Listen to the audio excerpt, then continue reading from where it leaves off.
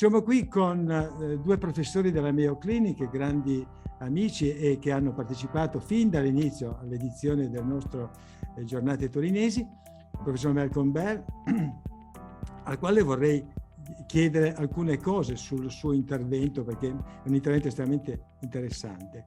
Malcolm, may I just ask you a few things about your speech, because it's a very interesting point, and you will be looking to find more innovative trials on the coronary artery disease.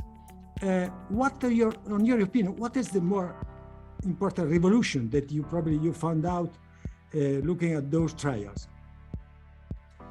So first of all, thank you very much for inviting us to still participate in the meeting later next week. We're very sorry that we cannot be there in person, but with respect to the trials that I'm going to highlight, and as you know, we've taken this approach for the last few years at this meeting, and just really touching on the major trials. And and I think that it's worth mentioning that with the COVID-19 pandemic, that I think many of these trials may have been perhaps overlooked, because every time you open up a medical journal, we're talking about COVID. And so I think this really highlights the need, or emphasizes the need to highlight these trials. But I think that they follow a few themes. The first is that there's increasing information about bleeding with antiplatelet therapy in patients who've had an acute myocardial infarction or who've had a stent. And I think that there's growing data with a very consistent message that we probably can decrease the duration of antiplatelet therapy. We can also de-escalate that therapy. And I think that we have emerging data that challenges our belief that maintenance therapy with aspirin is the best therapy. And it could be that there are alternatives that we should be thinking about in terms of monotherapy. So I think that was one consistent theme from the major randomized trials. The second point that I was going to bring up was the issue of how to deal with patients who have had an out-of-hospital cardiac arrest, and the uncertainty about what the benefit is in taking all of these patients directly to the cath lab for immediate coronary angiography.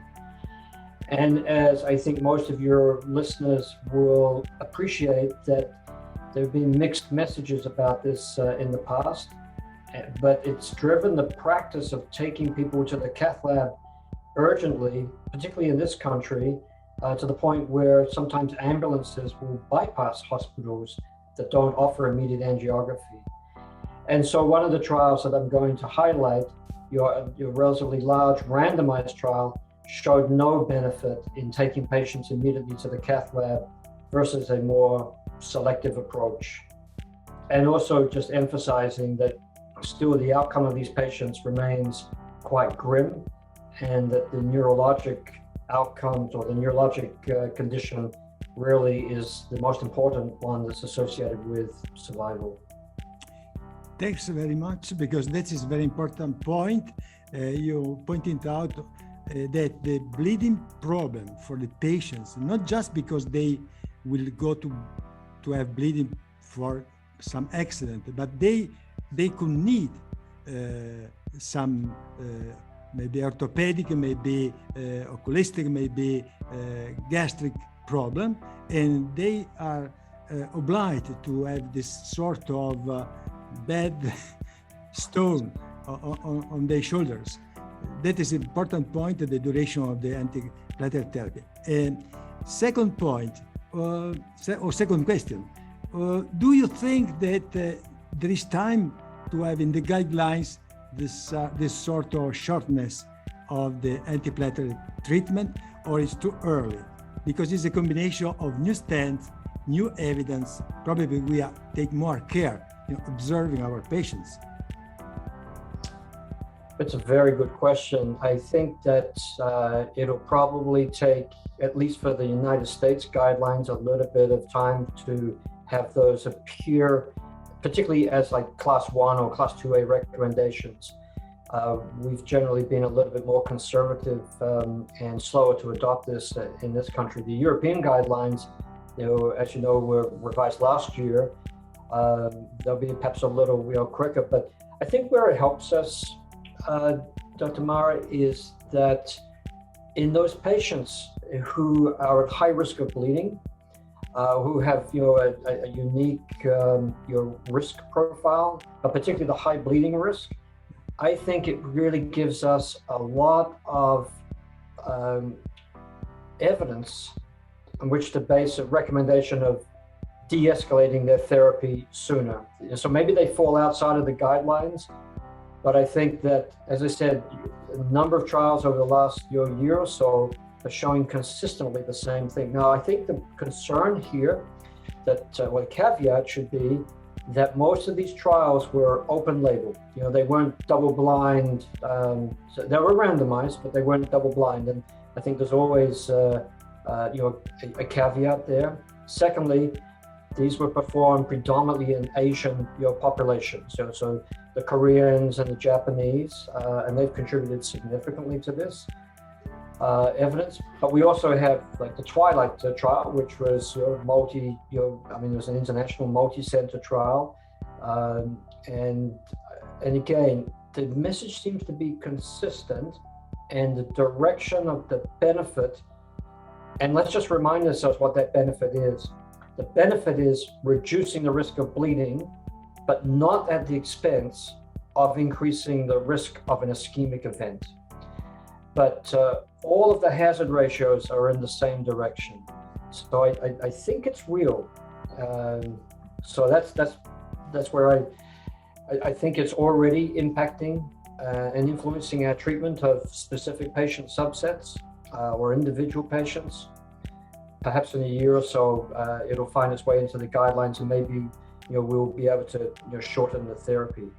But I think a question that we should be asking is, why is this the case? I mean, this really shakes our beliefs and what we have been emphasizing for 20, 30 years in terms of antiplatelet therapy, but particularly in the last 15 years or so with drug-eluting stents. And we often are very emphatic about continuing your dual antiplatelet therapy, perhaps extending it, not shortening it. And I think what's happened here is that we have much better stents. These are second generation drug-eluting stents. And these are not the ones that we were concerned about 15 years ago. And these are really characterized by very thin struts rather than thicker struts.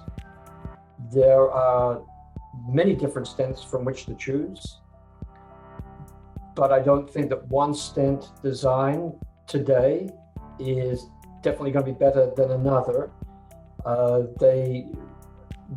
Whether it's a durable polymer releasing the drug, or a bioabsorbable polymer, or maybe no polymer at all, it seems that, again, shortening the duration of dual antiplatelet therapy,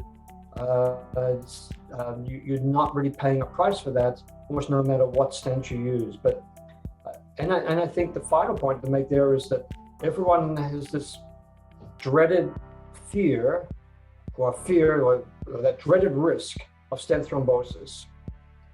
And I think when we look carefully at the data from all of these trials, large trials, as well as other stent-based trials, that risk of stent thrombosis is now well under 1% and probably more like 0.5%. So no one wants to have stent thrombosis, but it seems to be a rare event, and the risk of bleeding probably has been underestimated for a number of years. So I think that's where we're at the moment. So thank you so much. Thank you to you, and the best things for Kim and your family.